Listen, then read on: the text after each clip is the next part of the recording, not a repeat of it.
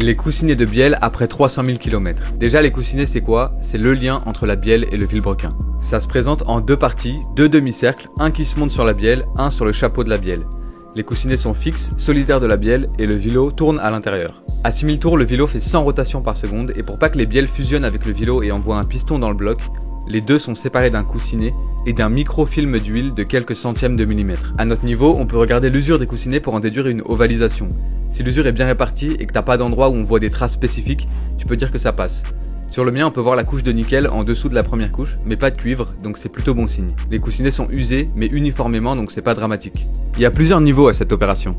Les motoristes, métrologistes mesurent le diamètre du maneton avec un micromètre en plusieurs points pour vérifier qu'il est bien rond, qu'il a le bon diamètre, puis compare avec l'alésage des bielles sur lequel sont montés les nouveaux coussinets. Ça permet de s'assurer que tout est bien rond et à la bonne cote. Nous, on va mesurer le jeu avec du plastic gauge. Pour ça, il faut démonter l'ancien coussinet, remonter à sec un neuf et appliquer une bande de plastic gauge.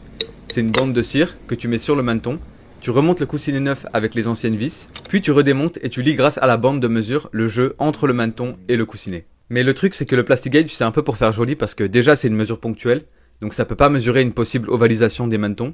Et en plus de toute façon, si mes résultats étaient pas bons, j'aurais pas pu faire grand chose. J'ai mesuré les 6 cylindres et ils sont tous à 0,050 mm, ce qui est dans le haut de la plage acceptable. Si vraiment t'es pas dans la plage, alors il faut déposer le vilo, le faire rectifier, et après monter des coussinets spéciaux qui correspondent aux nouvelles cotes du vilo. De même, quand tu remontes les nouveaux coussinets, il faut remonter avec des nouvelles vis. La procédure de serrage, c'est 5 Nm pour le contact, puis 20 Nm pour serrer, et ensuite 70 degrés pour étirer les vis.